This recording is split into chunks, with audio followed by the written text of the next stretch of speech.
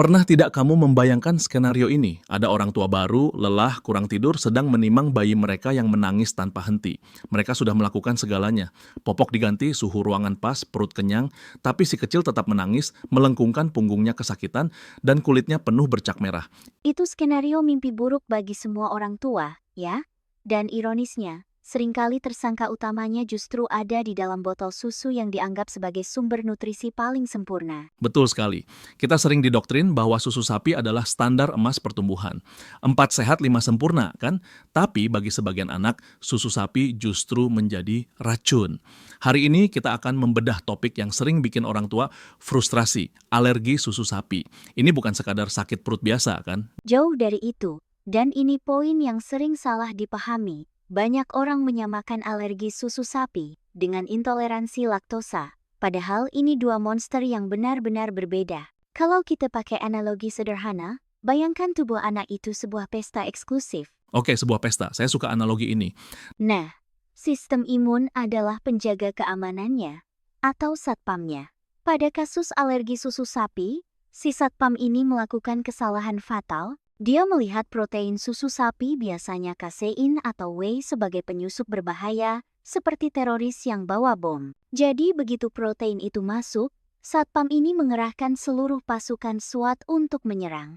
Hasilnya, peradangan, bengkak, gatal-gatal, bahkan sesak napas. Reaksinya imunologis. Wow, jadi ini perang ya. Sedangkan intoleransi laktosa, Kalau intoleransi laktosa, itu masalah logistik. Di pesta tadi, tamu yang datang terlalu banyak tapi kursinya kurang. Laktosa itu gula susu, dan tubuh kekurangan enzim laktase untuk mencernanya atau mendudukkan tamu tadi. Akibatnya, tamunya ribut di dalam perut, bikin kembung dan diare, tidak melibatkan sistem imun sama sekali. Jadi kalau anak alergi susu sapi, dampaknya bisa jauh lebih sistemik dan berbahaya daripada sekadar kembung. itu penjelasan yang sangat visual. Jadi, satpam yang overprotective inilah masalahnya. Tapi, bagaimana orang tua bisa tahu bedanya? Karena gejalanya sering tumpang tindih kan? Bayi muntah, kita pikir gumoh biasa. Bayi rewel, kita pikir kolik. Tepat. Disinilah letak seninya, atau bisa dibilang detektifnya. Alergi susu sapi itu penipu ulung. Gejalanya bisa muncul di 3 area utama: kulit, saluran cerna, dan pernapasan. Yang paling umum biasanya di kulit, seperti eksim atopik yang membandel, pipi bayi merah kasar, gatal luar biasa. Tapi yang sering bikin orang tua panik adalah gejala di saluran cerna. Seperti apa itu? Buang air besar berdarah. Waduh, itu pasti bikin jantungan. Melihat darah di popok bayi itu teror tersendiri. Sangat. Itu tanda bahwa usus mengalami peradangan hebat akibat reaksi alergi tadi. Selain itu, bisa juga konstipasi parah atau justru diare kronis. Dan yang lebih tricky lagi, reaksinya tidak selalu instan. Ada yang namanya delayed reaction atau reaksi lambat. Anak minum susu pagi ini, gejalanya baru muncul 2 hari kemudian. Wah, kalau begitu susah sekali melacaknya. Kalau reaksinya 2 hari kemudian, orang tua mungkin sudah menyalahkan makanan lain. Oh, ini pasti karena bubur wortel kemarin, padahal pelakunya susu yang diminum lusa lalu. Betul. Makanya diagnosa alergi susu sapi itu tidak selalu bisa mengandalkan tes darah atau tes tusuk kulit. Skin prick test saja, terutama untuk tipe yang reaksinya lambat atau non-IG. Cara paling valid, standar emasnya, adalah eliminasi dan provokasi. Eliminasi dan provokasi terdengar seperti strategi militer. Haha, memang mirip. Jadi, susu sapi dan semua turunannya keju, yogurt, biskuit, yang mengandung susu dihapus total dari diet anak, atau diet ibu jika bayinya ASI eksklusif, selama 2-4 minggu. Kalau gejalanya hilang, kita curiga. Lalu kita lakukan provokasi. Berikan lagi susunya sedikit. Kalau gejalanya muncul lagi, bingo, tersangkanya tertangkap. Tapi tunggu, kamu menyebutkan ibu jika bayinya ACSI eksklusif. Ini poin menarik. Berarti protein susu sapi yang diminum ibunya bisa menembus masuk ke dalam ASI? Bisa. Meskipun molekulnya sudah terpecah, jejak protein itu bisa masuk ke ASI dan memicu reaksi pada bayi yang sangat sensitif. Ini sering jadi beban mental berat buat para ibu. Mereka merasa bersalah. Apakah ASIku racun buat anakku? Padahal bukan ASInya yang salah, tapi dietnya yang perlu disesuaikan. Ibu harus pantang susu sapi, dan itu berat loh. sangat berat. Bayangkan harus menghindari kue, coklat, kopi susu di tengah kelelahan mengurus bayi. Bicara soal solusi, kalau ternyata anak benar-benar alergi dan tidak bisa ASI karena satu dan lain hal, apa opsinya? Susu kedelai? Soya atau kedelai adalah opsi yang populer dan ekonomis.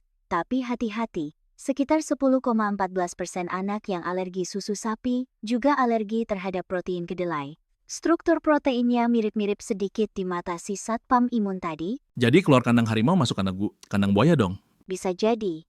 Makanya, rekomendasi medis biasanya menyarankan susu formula terhidrolisa ekstensif. Terhidrolisa ekstensif, istilah yang rumit. Bisa disederhanakan? Bayangkan protein susu sapi itu seperti kalung mutiara yang panjang. Sistem imun mengenali bentuk kalung itu dan menyerangnya. Nah, proses hidrolisa itu memotong-motong kalung tersebut menjadi butiran-butiran mutiara kecil yang terpisah. Rasanya tetap susu, nutrisinya ada, tapi bentuknya sudah tidak dikenali lagi oleh si satpam imun. Jadi, aman lewat. Cerdas sekali teknologinya.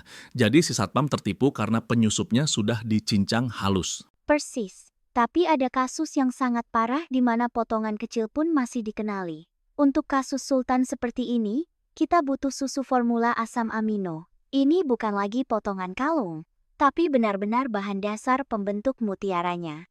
Proteinnya dipecah sampai ke bentuk paling dasar. Tidak mungkin memicu alergi, tapi harganya luar biasa, mahal, dan rasanya, jujur saja, kurang enak. Pahit ya? Pahit dan baunya agak menyengat, tapi bagi anak yang butuh, itu adalah penyelamat nyawa. Ini membawa kita ke aspek yang lebih dalam dari sekadar medis, aspek sosial dan psikologis.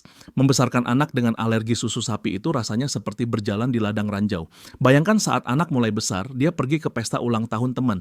Semua orang makan kue tart, dia cuma bisa melihat. Itu poin yang sangat krusial. Ada rasa keterasingan. Anak belajar kata, tidak boleh, jauh lebih cepat daripada anak lain. Itu ada susunya, aku nggak boleh. Di satu sisi, ini melatih disiplin diri sejak dini. Tapi di sisi lain, ada kesedihan orang tua melihat anaknya berbeda. Dan jangan lupa, kecemasan orang tua. Setiap kali menitipkan anak ke sekolah atau ke rumah nenek, ada rasa was-was. Nanti dikasih biskuit sembarangan nggak ya? Betul, apalagi di budaya kita yang gemar berbagi makanan. Menolak makanan pemberian orang sering dianggap tidak sopan. Padahal bagi anak ini, satu gigitan nastar bisa berarti lari ke UGD. Benar. Ini mengajarkan orang tua untuk menjadi advokat yang tegas bagi anaknya.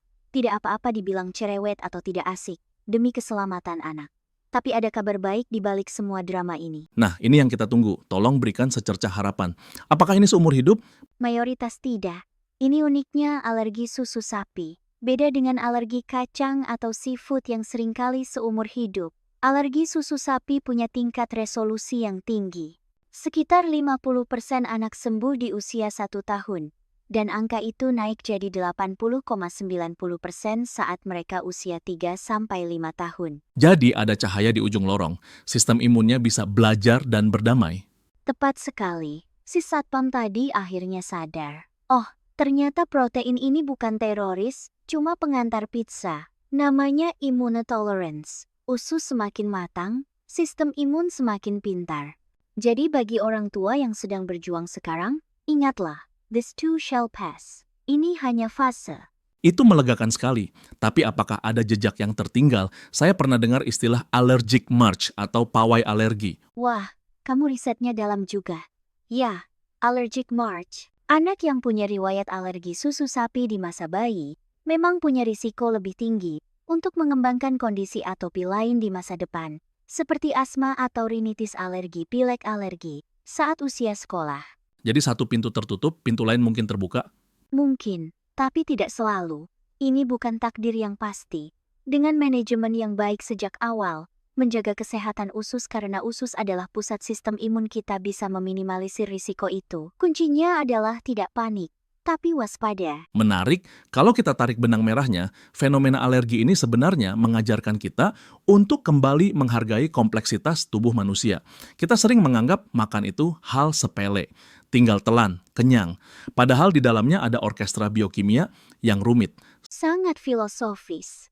Dan juga mengajarkan kita tentang kerendahan hati sebagai orang tua. Kita tidak bisa mengontrol segalanya, termasuk genetika anak kita. Yang bisa kita kontrol adalah respons kita. Apakah kita akan tenggelam dalam kecemasan, atau kita membekali diri dengan pengetahuan? Alergi susu sapi memaksa orang tua untuk jadi lebih pintar membaca label makanan, lebih kreatif memasak, dan lebih peka terhadap sinyal tubuh anak. Sebuah ujian yang menaikkan level parenting kita, ya. Betul, dan satu hal lagi, jangan meremehkan naluri orang tua. Kalau kamu merasa ada yang salah dengan anakmu, meskipun dokter bilang, cuma rewel biasa, tapi hatimu bilang lain, cari second opinion. Karena kamulah yang paling mengenal anakmu 24 jam sehari. Pesan yang sangat kuat. Jadi, susu sapi mungkin kawan bagi banyak orang, tapi bisa jadi lawan bagi sebagian kecil anak kita. Dan itu tidak apa-apa. Ada banyak jalan menuju Roma, ada banyak jalan untuk mendapatkan nutrisi. Sepakat, nutrisi tidak hanya dari susu sapi, ikan, telur, daging, sayuran hijau, semuanya kawan baik kita. Jangan terpaku pada satu sumber saja. Luar biasa. Diskusi kita hari ini membuka mata bahwa di balik tangisan bayi yang alergi, ada proses adaptasi tubuh yang luar biasa dan perjuangan orang tua yang patut diacungi jempol.